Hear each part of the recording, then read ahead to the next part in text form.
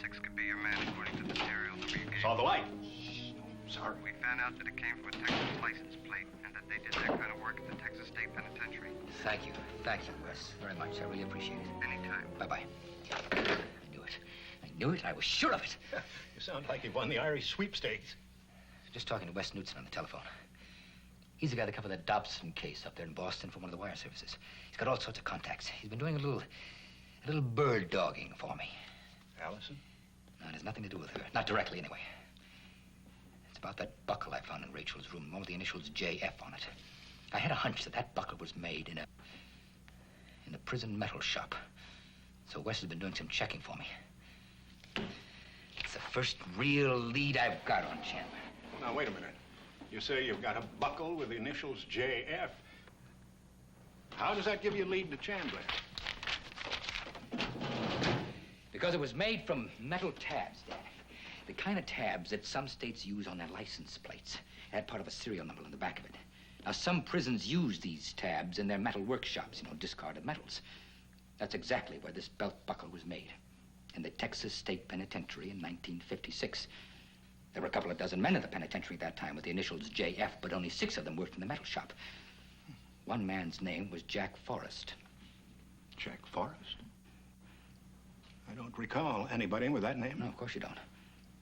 But somebody with a name like that had to stay on Chandler's farm. Somebody that Chandler knew from prison. This Forrest, did your friend say why he was in prison? Oh, yeah, he told me that, too. He was convicted for criminal assault. Criminal assault? I keep thinking about Rachel. When we first talked to her, even though she wasn't answering any questions, she kept going on and on about how isolated she and her aunt were. They never had any company. No one ever came to see them. No one. Well, what you're saying is that Forrest and Chandler may be one and the same man. Mm-hmm. Criminal assault. If it is the same man, it's no wonder Rachel's so frightened. But you're thinking about Allison, aren't you? Yeah. I gotta find out about him and Allison. I gotta find out. I'm off, Dad. I've got a couple of more people to see. And then a few more telephone calls. Just don't seem possible. Man's supposed to be made in God's image and likeness. It just don't seem possible. Want to come along with me? I'm just gonna sit for a spell. You go ahead. I'll lock up for you.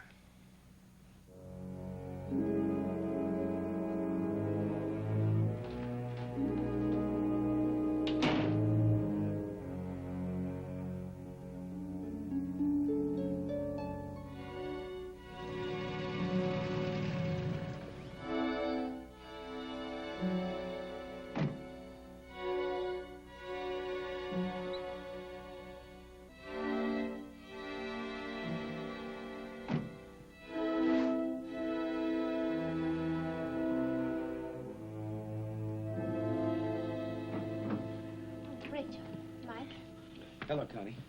Where's Elliot? He's still at work. What is it, Mike? Well, I just don't understand the man, that's all. He took on the care of this girl. Rachel, would you mind going upstairs for a few minutes, please?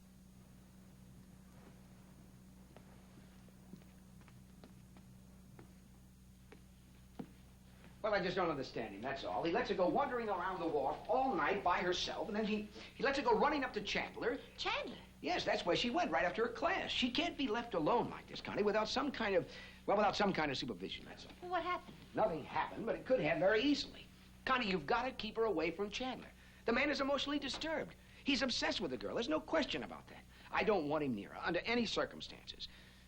And frankly, Connie, I'm a little surprised and disappointed that you have so little control of the situation.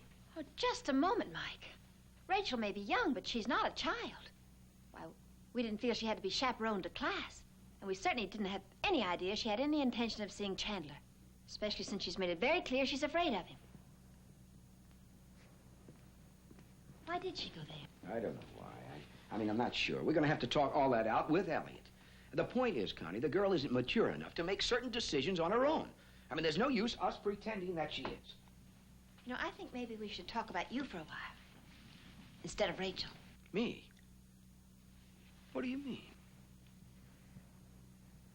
What do you feel for her, Mike? What do I feel? Well, you know what I feel. I think the girl has a terrific potential. I think that given the proper chances, the girl can develop into rather a remarkable individual. Is that all? Well, no, that's not all. I mean, I feel a certain concern for her. She doesn't have any parents. Connie, come off it. The girl is half my age.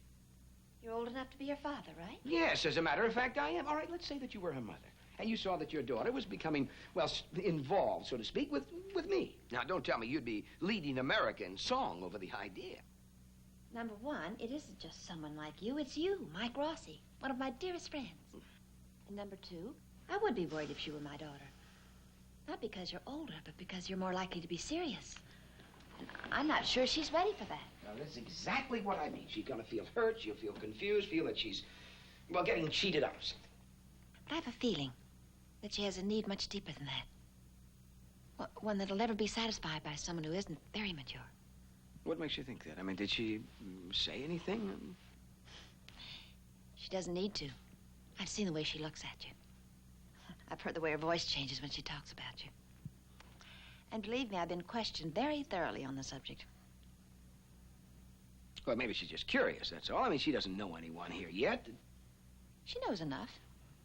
I've never been given the third degree about Martin Peyton or Norman and Rita or Rodney. Well, all right, let's say what you say is correct. That she decides to settle down eventually with someone that's old and sedate like me. Still, like you say, she's going to miss a lot of experiences and have a feeling that she's going to have to catch up on. Why don't you let Rachel decide that? Well, why even talk about it at all? It's an impossible situation. She's not ready for anything like that, and neither am I. Because of Anne? You think it would be a betrayal, don't you? Well...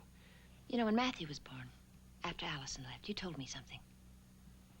You told me I had to keep my eyes on the life unfolding ahead of me and not on the life rolling up behind. I loved Anne. I love Allison, and always will. But when she left, I didn't stop living. Elliot wouldn't let me, and neither would you. I can't tell you how grateful I am. You'll never understand how grateful. You know, we never know when something will come along to make us feel things again. We just have to pray that it will. Matthew came along for me.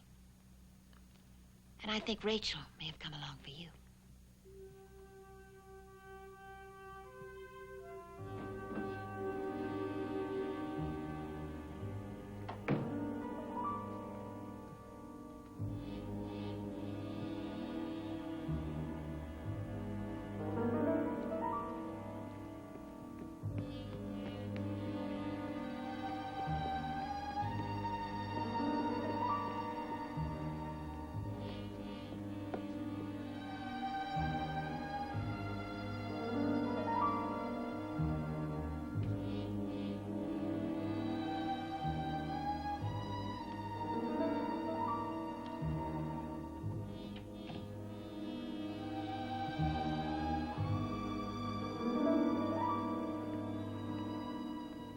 Betty, is that you?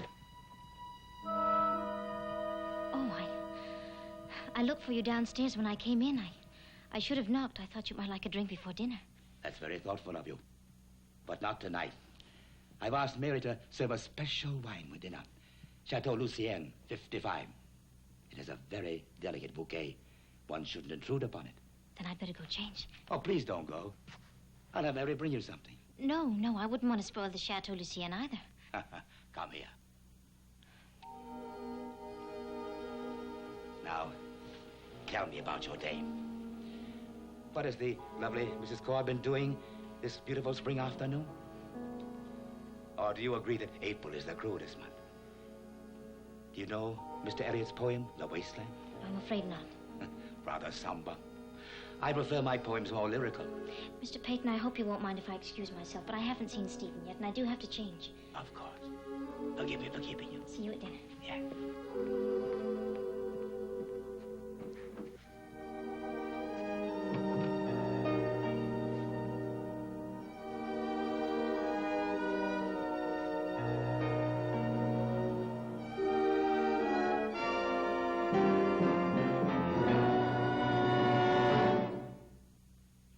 preview from the continuing story of Peyton Place. I kept quiet about Jack Chandler too long. I should have blown the whistle on him the minute he stuck his ugly face inside my door. Now it's too late. You are my servant, just like the maid and the cook.